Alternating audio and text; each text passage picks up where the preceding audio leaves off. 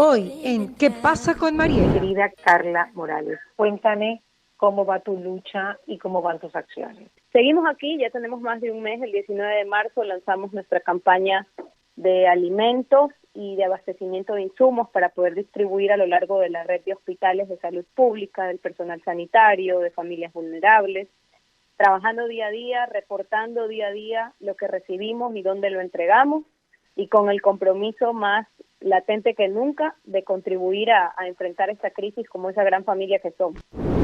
Con el auspicio de Banco del Pacífico, Calipto, Centro Educativo CREAR, Jellicar Fortigel, Interagua, Cuerpo de Bomberos de Guayaquil, Nature's Garden y Veris. Bueno, que tenemos aquí en Radio Fuego 106.5 y nuestra última entrevista del día. Recuerden que estamos también al aire en digital en www.mariatv.com para que realmente estén siempre presentes, y en la noche estamos subiéndolo en podcast, en Spotify y también en nuestro canal YouTube. Tengo el gusto de estar con este personaje del Ecuador, personaje por sus obras los conoceréis, dice la Biblia. Abogada Carla Morales, activista por los derechos humanos. Mi querida Carla Morales, cuéntame cómo va tu lucha y cómo van tus acciones. Y te felicito previamente. Mariela, ¿cómo estás? Gracias por la invitación y me guardo tus felicitaciones para dársela a todo este equipo de voluntarios y de gente solidaria que no afloja, como decimos, y que se mantiene generoso y trabajando y esforzándose por el resto. Seguimos aquí, ya tenemos más de un mes, el 19 de marzo lanzamos nuestra campaña de alimentos y de abastecimiento de insumos para poder distribuir a lo largo de la red de hospitales de salud pública, del personal sanitario, de familias vulnerables, trabajando día a día, reportando día a día lo que recibimos y dónde lo entregamos, y con el compromiso más latente que nunca de contribuir a enfrentar esta crisis como esa gran familia que somos. Así es, que es lo más importante. Cuéntame, la gente se ha mostrado sumamente solidaria, realmente Guayaquil como tal siempre ha sido una ciudad solidaria y tú ya lo has sentido en otras ocasiones. Totalmente, no hizo falta hacer un llamado muy grande para que la solidaridad de todos aflore. Se crearon mecanismos también que garantizaron que puedas ayudar quedándote en casa, contribuyendo a través de plataformas web, transferencias, entregas de productos con sistema de recolección puerta a puerta y asimismo la entrega de la donación. Cuidando mucho estos protocolos de bioseguridad, pero teniendo claro que la prioridad es que nadie se nos muera de hambre en este proceso de enfrentar al COVID. Es decir, que cuando empezaste el 19 de marzo tú dijiste, o tu grupo, porque tienen un grupo completo de ayuda solidaria, pues digo, aquí lo que va a hacer falta es comida y me voy por acá. Nosotros desde febrero... ¿Cómo fue tu estrategia? Mira, desde octubre formo parte de un grupo que se denomina Guayaquil Protegido Siempre, en el que estamos varios personajes, me refiero a empresarios, Banco de Alimentos, nosotros como organización. Desde allí, a partir del paro nacional, decidimos que Guayaquil tenía que crear como una especie de comité solidario que esté dispuesto sin ningún tinte político de poner el hombro por la ciudad. Vino el COVID y nos pone la primera prueba de fuego después de ese compromiso de octubre. En febrero empezamos a trabajar especialmente de la mano con Paul Palacio en idear una planificación que nos permita responder ante la crisis alimentaria que sabíamos iba a surgir paralelamente a la crisis sanitaria. Si estás en casa no puedes trabajar, si no puedes trabajar no puedes comprar comida. ¿Qué vamos a hacer al respecto? Así le propusimos el proyecto a empresas de autoservicios. En ese sentido se activó TIA inmediatamente y pudimos el 19 de marzo lanzar Unidos Alimentamos Más, que es una campaña multisectorial, porque estamos muchos involucrados, y desde ahí arrancar la recolección de kits para que, gracias a las donaciones de la gente, de la empresa, pudiéramos distribuirlos luego con Fuerzas Armadas, Cruz Roja, Banco de Alimentos y todos los equipos en territorio que dan ese apoyo responsable en la distribución. ¿Qué alcance has podido tener, Carla? ¿Perdón? ¿Qué alcance has podido tener con esta acción o con estas acciones? Mira, a nivel de Guayaquil, nosotros en la campaña de Unidos Alimentamos Más estamos varios, nosotros como organización y más involucrados. Se han distribuido más de 150,000 kits, pero además de eso, nosotros como organización, como CARE, como Carla Morales Foundation hemos trabajado en la recolección de insumos y donaciones en general para poderlas distribuir. Gracias a Dios, porque creo que siempre hay que tener de la mano a Dios, sobre todo en estas circunstancias. Hemos podido abrir 10 secciones de operación. Estamos en 10 provincias distribuyendo ayuda, y en donde no tenemos un líder en territorio, las Fuerzas Armadas son nuestros brazos en esos lugares. Nos acompañan en donde estamos con voluntarios, y en donde no hay voluntarios de la organización, confiamos plenamente en que ellos nos ayudan a la distribución, recolección y entrega. Bueno, pero como tú sabes, las cosas se van acabando y la gente ya dio y ya no da. ¿De qué forma se ayuda a Carla Morales para que esto continúe? Porque, pues obviamente, tú sabes que el 4 de mayo entraríamos a un distanciamiento social, pero no es tan seguro que todo el mundo quiera salir y no es tan seguro que el virus aplaque totalmente, ¿no? Sí, nosotros mantenemos nuestros canales de donaciones abiertos. Son la plataforma web, carlamorales.org, a través de nuestra cuenta bancaria, que está en todas nuestras redes, a través de todas nuestras redes sociales, en Twitter, Instagram y Facebook. Nos ha servido como puente para recibir donaciones y para entender y escuchar lugares en donde no hemos llegado y hace falta llegar. Ha servido bastante el mundo digital y las herramientas digitales como puentes de conexión que nos han permitido llevar la ayuda a donde se necesita y recibir la ayuda de quien la envía. Eso ha sido indispensable. Definitivamente tenemos un plan que nos permite prepararnos para esta etapa de distanciamiento, que todavía no creo es la etapa post-COVID, sino está dentro de la emergencia este ejercicio de, bueno, cómo vamos a salir organizadamente a reactivar, sobre todo la fuerza laboral. Tenemos un plan de trabajo, nosotros lo hemos dividido en 5 fases.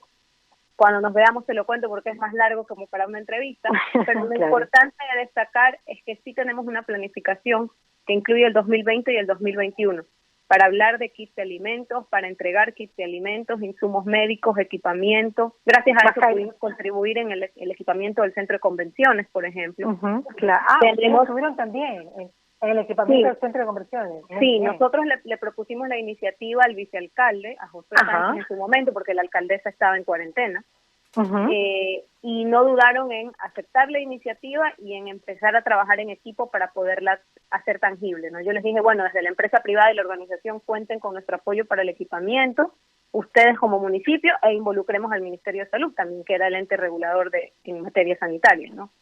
Y así fue tomando forma y salió a la luz el proyecto del centro hospitalario para servicios intermedios en el centro de convenciones. Y nuestro plan incluye comedores comunitarios, incluye reactivación económica, becas estudiantiles, mecanismos y una planificación para que si se reactivan las clases, ningún niño se nos quede sin estudiar este año, que ya sea una decisión de los padres, más no de que la sociedad no planteó las herramientas.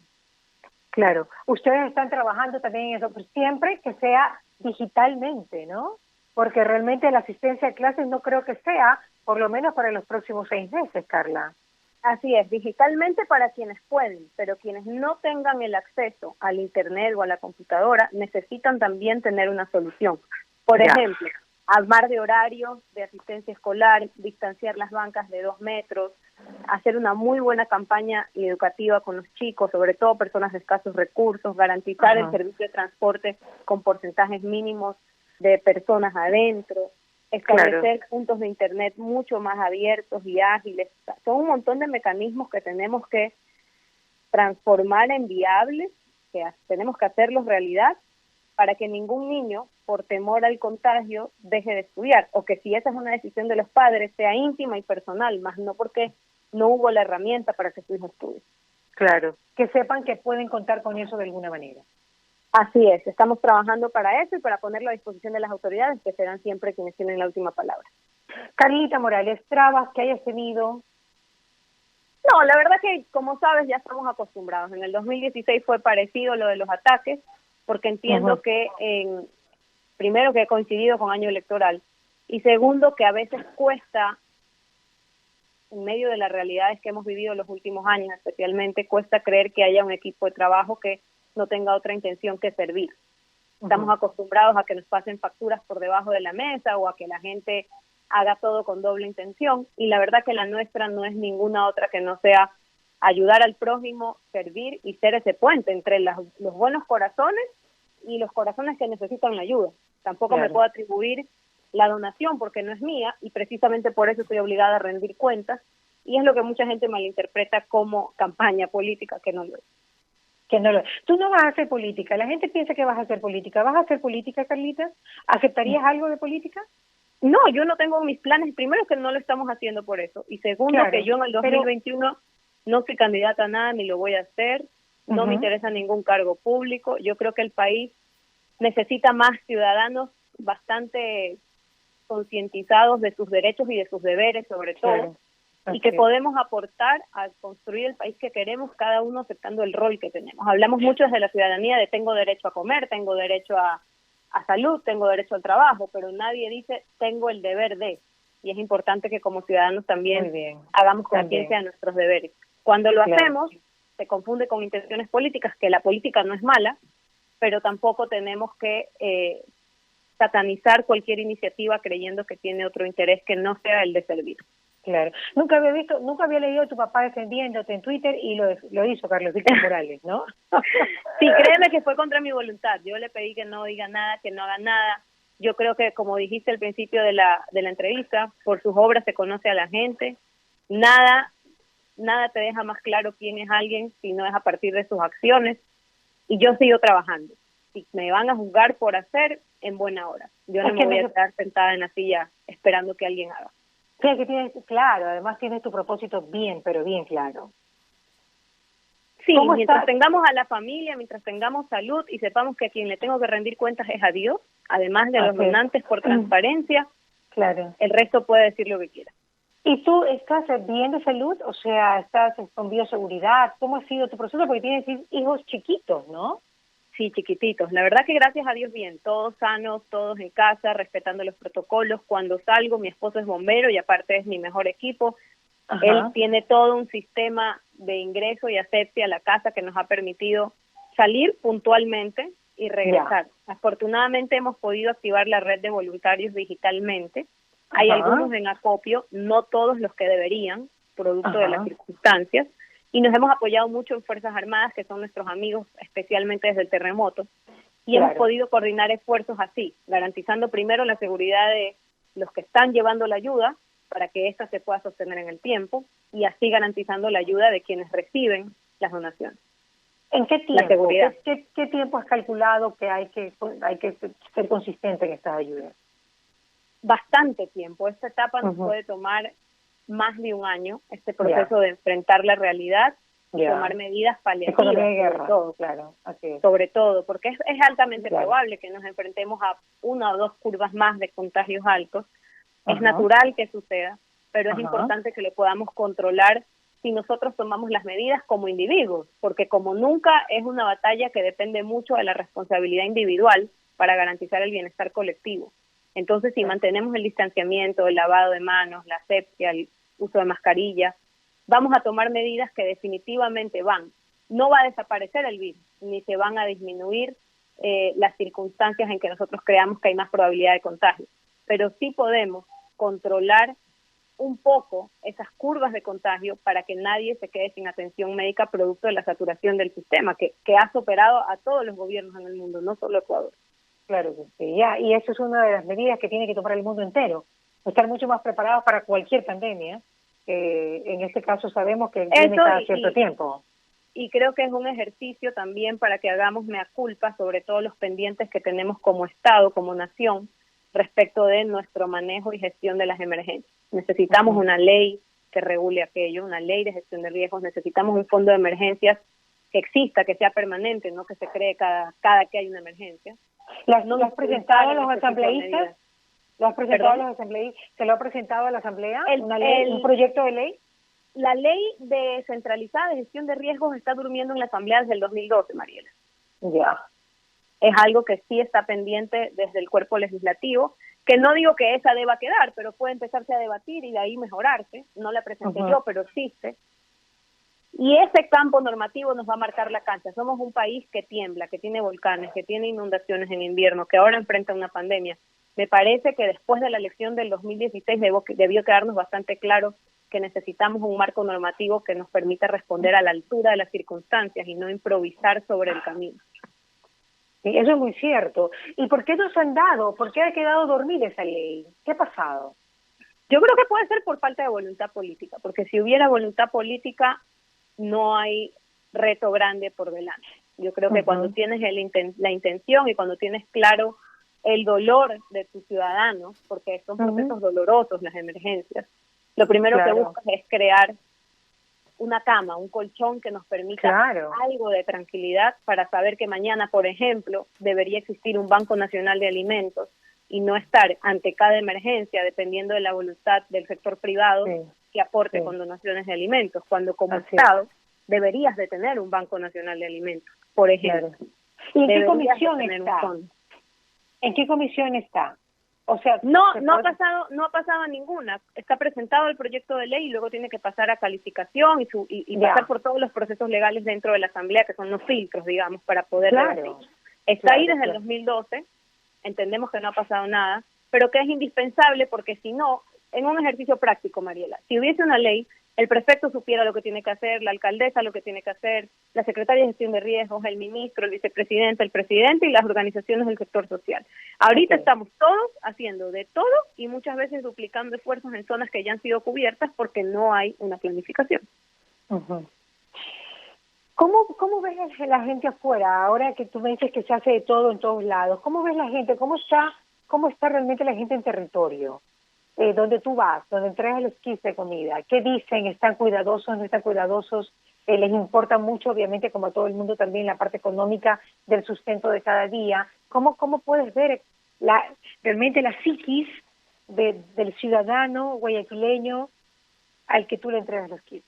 Mira, más que cuidadosos, aun cuando he visto el uso de la mascarilla por lo menos mucho más generalizado que hasta hace 3 semanas, la gente está aterrada por el virus, por la ignorancia de cómo enfrentarse al virus y desconociendo, por ejemplo, que tiene que lavarse las manos cada 15 minutos. Todavía desconocimiento. Muchísima gente subestima el valor de lavarse las manos, cree que no es necesario, que basta una vez, 2 veces al día. No termina de comprender porque no se le ha hablado mucho en su idioma, digamos, en una forma mucho más pedagógica de la importancia de esto y de su rol como individuo respecto del contagio.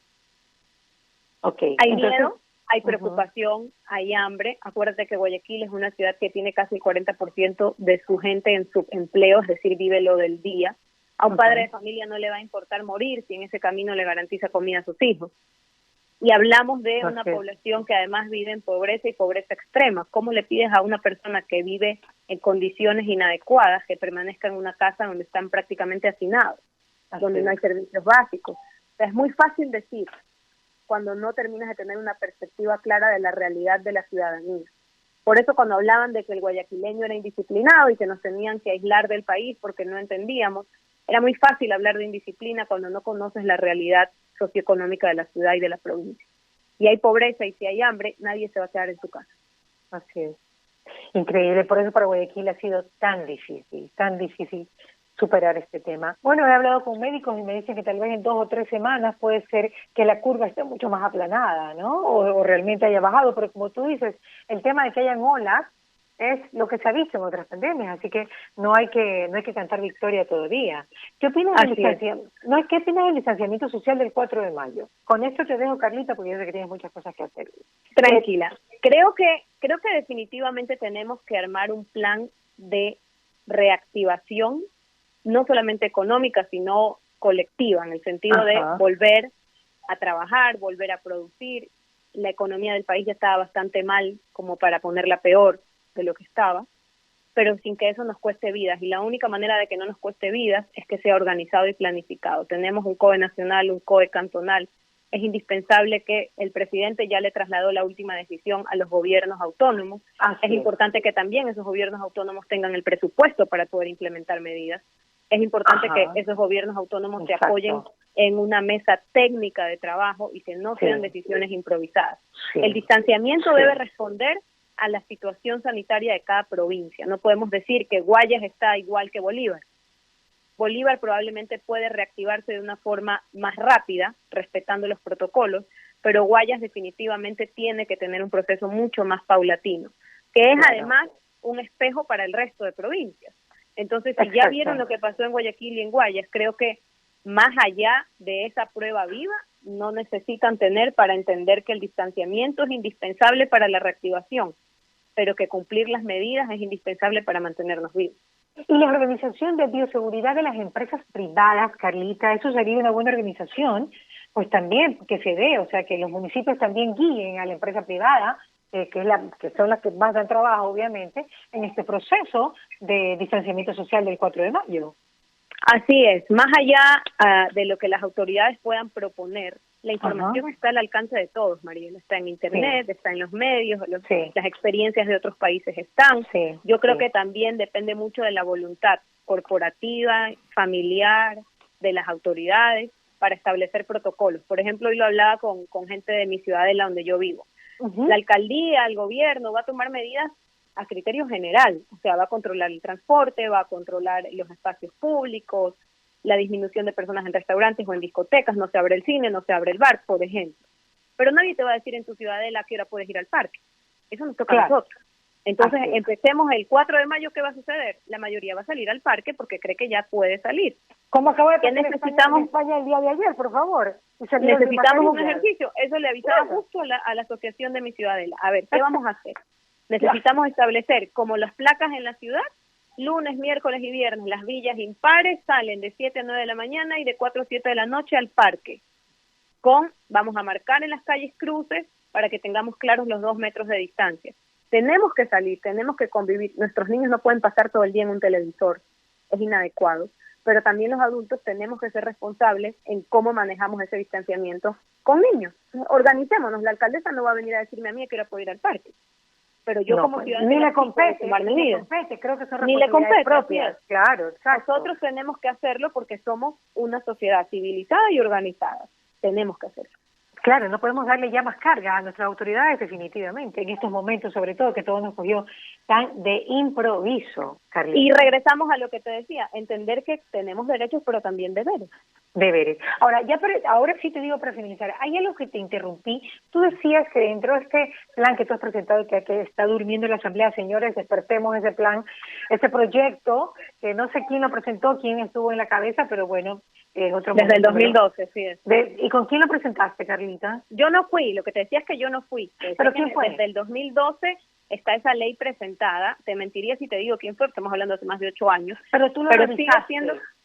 Sí, está allí, lo he revisado, propone, obviamente hay muchas cosas que ya se tienen que modificar porque han pasado 8 años, ha pasado un terremoto y ha pasado una pandemia, definitivamente hay situaciones que incluir allí a partir del ejercicio que se ha vivido, pero es indispensable que trabajemos en aquello, si eso lo queremos ver como un borrador o como una idea, como sea, mientras se empiece a trabajar al respecto, es lo importante. No, pero sabes que yo iba a otra cosa. Tú decías que tenían que haber silos de alimentos como reserva. Me acordé de José de Egipto, que él es el único, en Egipto es el único porque había hecho sus reservas, y es como así se tiene que manejar un Estado. Y que existe seguir contando qué otras cosas sería bueno tener en reserva, pues para poder enfrentar este tipo de calamidades. Y Mariela, y te hablo tanto de la voluntad política, porque primero la necesitamos para ese tipo de medidas, pero son también muchas cosas sencillas. Yo estoy segura, porque ya lo hemos vivido, que las empresas de autoservicios, supermercados en general, si tú les dices que estás creando un Banco Nacional de Alimentos y que ellos pueden aportar con productos, una parte como aporte a la comunidad y otra parte que puede ser deducible de impuestos, por ejemplo, como un aporte al Estado,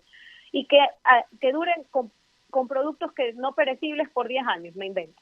Cuando cumplan 8 años, quedan 2 años por vencer, esa empresa está obligada a renovar el stock y tiene 2 años para sacar a la venta ese producto que estuvo 8 años en reserva. Sigue siendo consumible, pero también se compromete a que ese banco de alimentos se mantenga abastecido. ¿Quiénes son las mejores personas para apoyar ese banco de alimentos? Tenemos y así otras ideas. Y así otras ideas, ¿cierto? Y así muchísimas otras, el fondo de emergencia, un banco farmacéutico nacional, por ejemplo, con medicamentos que sabemos que van a ser necesarios o aplicables a muchas situaciones de salud, que nos van a servir por su alta demanda. Entonces, yo estoy segura que si se crea esa propuesta bien construida y se la plantea al sector privado, porque es el dueño de la mayoría de esos productos o el que las comercializa, vamos a encontrar un punto en común, sobre todo porque existe ya la empatía y la sensibilidad ante estas situaciones, porque lo hemos vivido en 4 años. Así O sea, es. no hay quien no pueda ver las consecuencias de no estar preparado. Así es, todos lo hemos vivido.